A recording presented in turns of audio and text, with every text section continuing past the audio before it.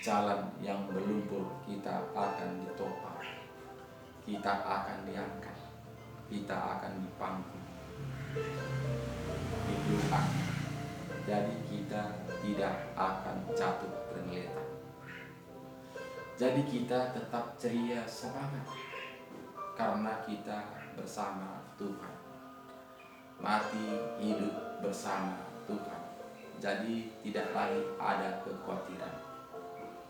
Tidak lagi kita memikirkan apakah saya punya anak, karena itu semuanya rencana Tuhan. Apakah anak saya ini sehat? Tuhan punya rancangan Tuhan bukanlah rancangan kita. Jadi jika semuanya seisi keluarga kita serahkan kepada Tuhan, Tuhan punya cara. Kenapa? Karena Tuhanlah yang punya hak. Apapun cara kita untuk membentengi dia, jika dia tidak ada roh Tuhan bekerja dalam dirinya, semua itu akan sia-sia. Banyak saat ini kita melihat karena dia khawatir anaknya bergaul bebas dengan dunia ini, sehingga anaknya dikukung di rumah, nggak bisa kemana-mana. Ke sekolah diantar, pulang sekolah dijemput, tetap tinggal di rumah. Sesudah pun dia dewasa, tetap kita berbuat sedemikian rupa sehingga dia stres. Kenapa? Karena dia tidak ada kebebasan. Karena kita khawatir terus. Jadi Bapak Ibu Saudaraku, tidak cukup kekhawatiran kita itu. Karena apa? Karena bisa saja dia berbuat ketika kita tidak bersama dia. Berapa jam kita bersama dia? Lebih banyak dia bergaul di luar sana daripada tinggal sama kita. Jadi jika kita tuntun dengan tuntunan Roh Kudus, dia bisa segala hal dia lakukan.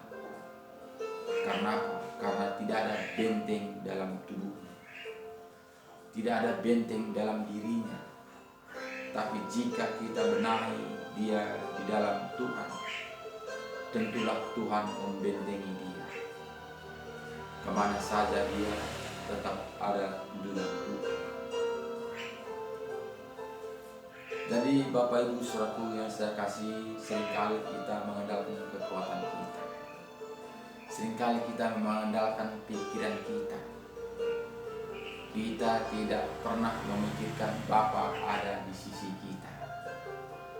Kita tidak pernah bayangkan di mana Bapa menuntun kita.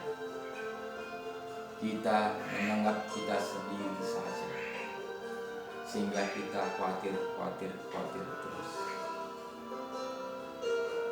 Jadi itulah dunia.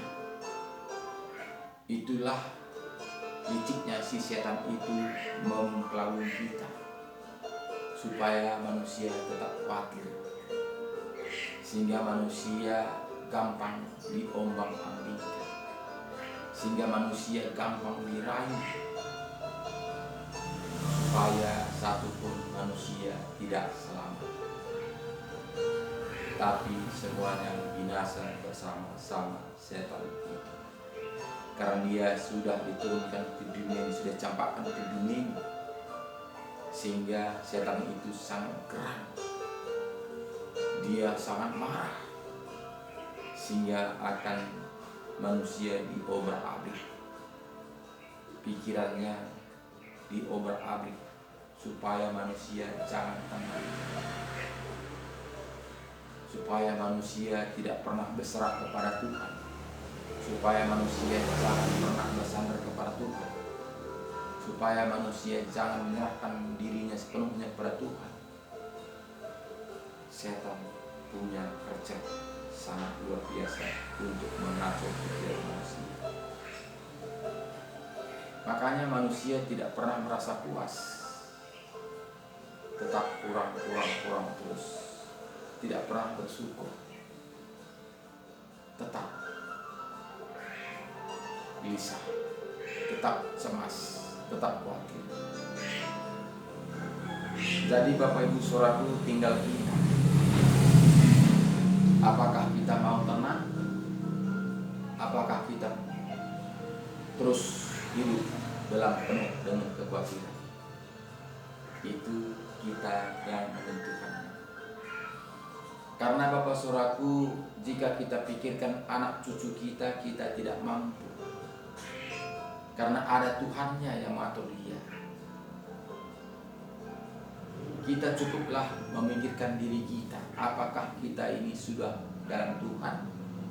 Apakah kita ini sudah layak masuk surga atau masuk neraka? Kenapa kita tidak pernah memikirkan itu? Kenapa kita dikacaukan oleh pikiran-pikiran dunia ini? Padahal jika kita sudah di dalam Tuhan, Tuhan cukupkan segala-galanya. Kenapa? Karena Tuhan sudah memberikan organ tubuh kita ini dengan sempurna. Sudah berikannya pikiran yang sempurna, berikannya tangan yang sempurna, kaki yang sempurna. Kita pergunakan itu dengan sempurna, seturut dengan pemberian Tuhan. Jika kita mempergunakan dengan mengucap syukur kepada Tuhan, tentu kita tetap ceria dan semangat dan tetap kita bersyukur kepada Tuhan. Kenapa? Karena kita merasakan pemberian Tuhan. Tapi jika kita tidak merasakan itu datangnya dari Tuhan, tidak kita menyerahkan diri kita sepenuhnya pada Tuhan, tentu kita khawatir. Makanya kita melihat Bapak Saudaraku, ayat 27 menyatakan, siapakah di antara kamu yang karena kekhawatirannya dapat menambahkan sehasta saja pada jalan hidupnya? Dan mengapa kamu khawatir akan pakaian? Perhatikanlah bunga bakung di ladang, yang tumbuhnya tanpa bekerja dan tanpa meminta. Namun aku berkata kepadamu, Salomo dalam segala kemegahannya pun tidak berpakaian seindah salah satu dari bunga itu.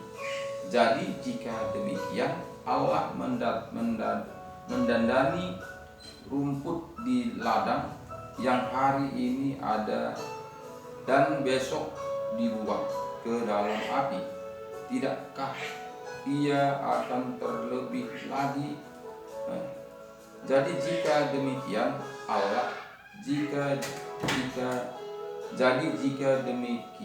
Allah menandani rumput di ladang yang hari ini ada dan besok dibuang ke dalam api. Tidakkah Ia akan terlebih lagi mendandani kamu, hai orang yang kurang percaya? Jadi katanya kepada kita, pandanglah bunga. Tidakkah kamu lihat Raja Salomo lebih indah daripada bunga?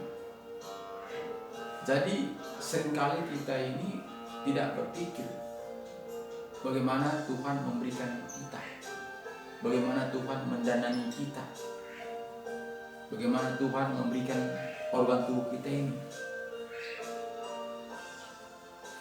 Jadi kita tidak menyukurinya, sehingga kita khawatir terus. Jadi Bapak Saudaraku, ayat 31 mengatakan, sebab itu janganlah kamu khawatir dan berkata, apakah yang akan kami makan? Apakah yang akan kami minum? Apakah yang akan kami pakai? Semua itu dicari bangsa-bangsa yang tidak mengenal Allah. Akan tetapi Bapamu yang di sorga tahu bahwa kamu memerlukan semuanya itu.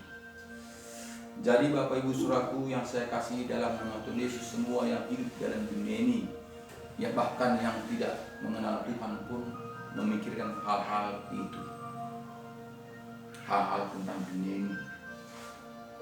Jadi kata Tuhan kepada kita, Tuhan akan menyertai kamu, Tuhan akan mendandani kamu, Tuhan akan mencukupkan segala keperluan kita jika kita mengandalkan sepenuhnya. Jadi itulah membuat kita khawatir karena kita tidak penuh bersandar kepada Tuhan. Kita tidak taat kepada firman Tuhan. Kita tidak yakin apa yang diperkatakan Tuhan. Kita tidak yakin kepada firman Tuhan.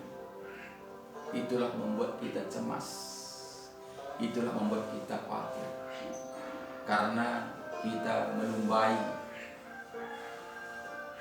pemberian Tuhan, pemikiran Tuhan.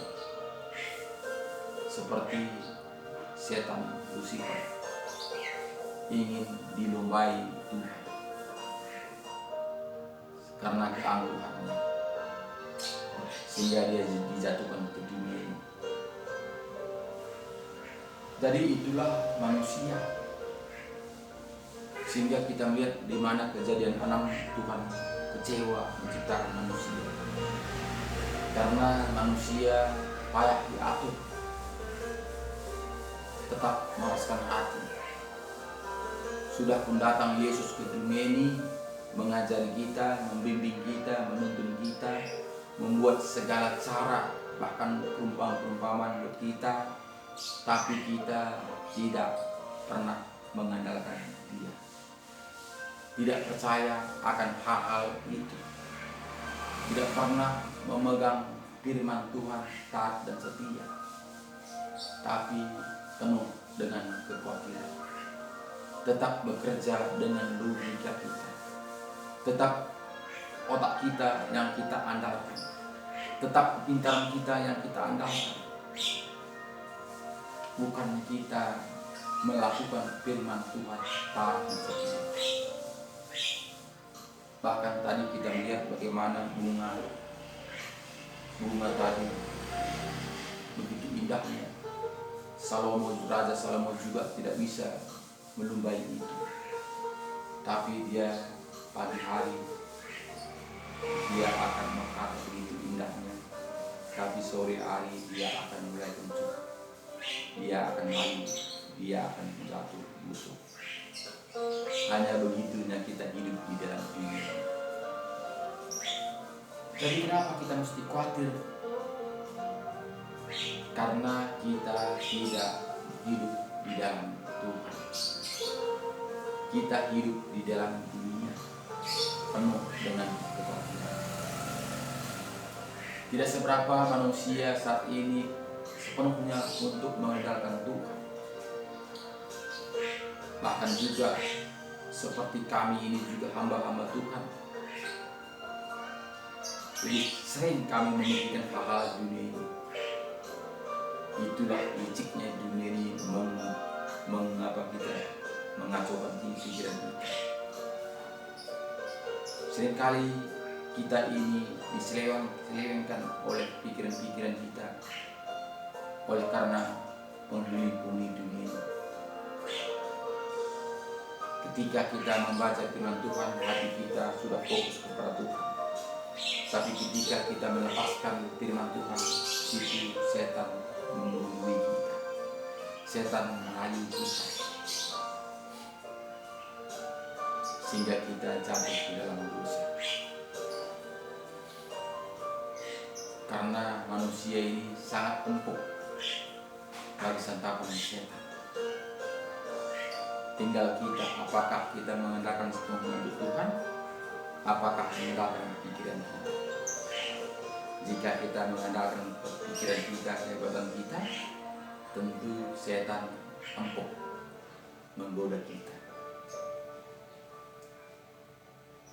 Jadi Bapak Saudaraku, jika kita tidak kembali kepada Alkitab, tentu kita tetap khawatir, tentu kita tetap was-was. Kita melihat ayat 33, tetapi carilah dahulu kerajaan Allah dan kebenarannya, maka semuanya itu akan ditambahkan kepadamu.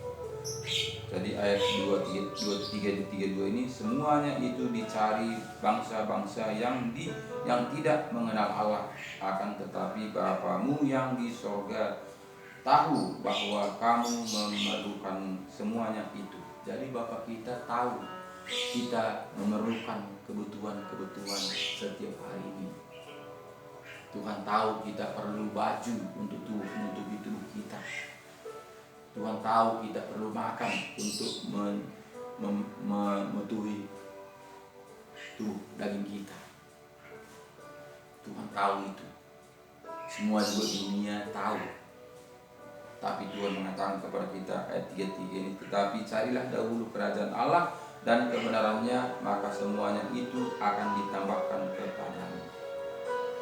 Jadi Bapak Saudaraku yang saya kasih di dalam nama Tuhan Yesus, kebanyakan kita ini manusia mencari tambahannya. Bukannya kita cari utamanya. Padahal yang penting itu paling utamanya, bukan tambah-tambahannya. Karena tambahannya itu bonus. Jika kita kerjakan pekerjaan Tuhan, Tuhan akan kerjakan pekerjaan kita. Makanya cari dulu kerajaan Allah, maka semuanya itu akan ditambahkan kepadamu. Tapi manusia hampir rata-rata mencari dulu kerajaan dunia, barulah senang-senang, barulah ingat Tuhan. Dibalikkan, Tuhan mengatakan cari dulu kerajaan Allah, maka semua itu ditambahkan kepadamu. Tapi dunia membalikkannya, cari dulu kerajaan dunia, barulah kerajaan Allah. Makanya manusia tetap khawatir karena tidak cari dahulu kerajaan Allah. Bapak Ibu Saudaraku yang saya kasih di dalam nama Tuhan Yesus, dunia ini, kehidupan ini relatif. Meskipun kita belum tentu kita susah. Jika kita bersama Tuhan Yesus, tentu kita tetap ceria semangat. Kenapa? Ada Roh Tuhan untuk membimbing kita. Kita tetap bersyukur kepada Tuhan. Kalaupun kita mempunyai segala-galanya, jika tidak ada Roh Tuhan di dalam hati kita ini, tetap khawatir. Enggak istri saya ini, enggak istri saya main-main dengan laki-laki lain, enggak suami saya narkobaan, enggak suami saya mencari istri baru. Tetap khawatir. Karena apa? Karena tidak percaya diri, tidak ada Roh Tuhan di dalamnya, sehingga mencari kepuasan masing-masing. Tidak ada kesenangan, tidak ada kedamaian sejahtera di dalamnya. Tetap khawatir. Kenapa? Karena begitulah memang dunia. Kita dikacau, kita diporak-porandakan oleh sisi iblis. Karena dia sudah jatuhkan ke dunia, dia sangat geram, dia sangat marah, sehingga dia berontak. Karena si iblis tidak lagi bisa masuk ke dalam surga. Jadi si iblis mengkacau manusia supaya manusia tidak sampai ke surga, supaya dia bersama-sama dengan si iblis. Itu hendak si iblis. Jadi Bapak Ibu Saudaraku yang saya kasih dalam nama Tuhan Yesus, marilah bukalah hati kita lebar-lebar. Undanglah Roh Kudus masuk dalam hati kita, supaya Roh Kudus menuntun kita, membenahi kita, membukakan rahasia kebenaran firman Tuhan, supaya kita mengerti jalan-jalannya Tuhan, supaya kita tetap ceria semangat hidup di dalam dunia ini. Tidak lagi khawatir terus, tapi kita tetap ceria semangat mengerjakan pekerjaan yang dipercayakan Tuhan kepada kita. Bapak, Ibu, Saudaraku yang saya kasih, bukalah, terimalah Roh Kudus dalam hati kita. Roh Kudus sudah mengetok-ngetok hati kita. bukalah hati kita lebar-lebar. Karena jika kita tidak membukanya, dia tidak akan masuk. Dia akan tidak bisa bekerja. Dia tidak akan bisa menuntun membimbing kita. Tapi jika kita membuka hati kita, menerima Yesus menjadi juru selamat bagi kita, sehingga kita membaca firman Tuhan, melakukannya taat dan setia, sehingga dimateraikanlah rohnya pada kita, menyatu dengan roh kita ini, sehingga dialah akan menuntun membimbing kita, menyertai kita selagi Tuhan masih memberikan kesempatan untuk kita. Kita akan enjoy, kita akan ceria, kita tetap semangat. Kenapa? Karena roh Tuhan beserta kita. Kita tetap semangat. Kita tidak akan khawatir. Karena apa? Semuanya Tuhan sudah atur. Jadi Bapak Ibu Saudaraku yang saya kasih di dalam nama Tuhan Yesus, mari kembali kepada firman Tuhan. Tanpa kita kembali kepada firman Tuhan, kita pasti khawatir. Apalagi kita melihat air zaman ini, kita melihat cuaca begitu panasnya, sangat-sangat luar biasa. Begitu ekonomi sekarang ini semakin seret, begitu pekerjaan juga sampai saat ini sudah makin seret. Kita melihat bagaimana kemana saja kita manusia sudah penuh. Manusia mencari nafkah macam-macam, bahkan tidak lagi memperdulikan Tuhan, bahkan tidak lagi mencari untuk yang halal, tapi mencari yang haram masih itu saja masih susah.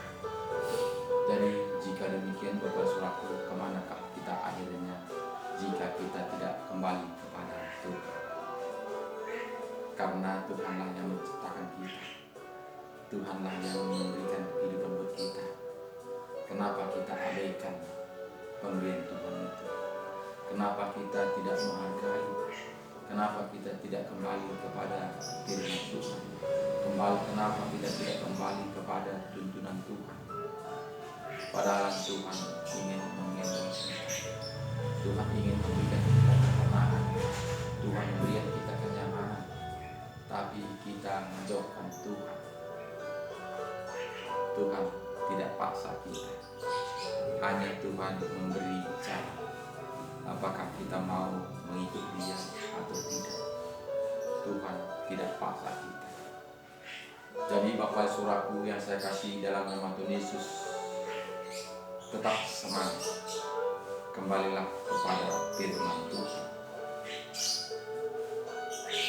Bapak Ibu Saudaraku, jangan lupa bagikan kepada saudara-saudara kita, share sebanyak-banyaknya firman Tuhan ini, supaya kita semuanya kembali kepada Alkitab, supaya kita mendapatkan damai sejahtera, mendapatkan kehidupan yang kekal itu. Karena tanpa kita kembali kepada Alkitab sebagai orang Kristen, kita tidak akan menemukan jalan kebenaran itu. Karena akhir-akhir zaman ini banyak ajaran-ajaran yang tidak sesuai dengan Alkitab. Tapi jika kita kembali kepada Alkitab, di mana saja pun kita berada saat ini, itulah kehendak Tuhan. Tentu jika kita melakukannya dengan taat dan setia, tentu kita mendapatkan janji-janji Tuhan itu.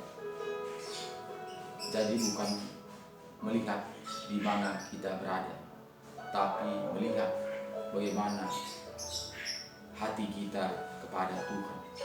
Apa yang kita lakukan, apa kita kerjakan saat ini untuk Tuhan. Jadi tetap semangat, tetap ceria, jaga kesehatan, banyak minum air putih, karena cuaca tidak bersahabat saat ini.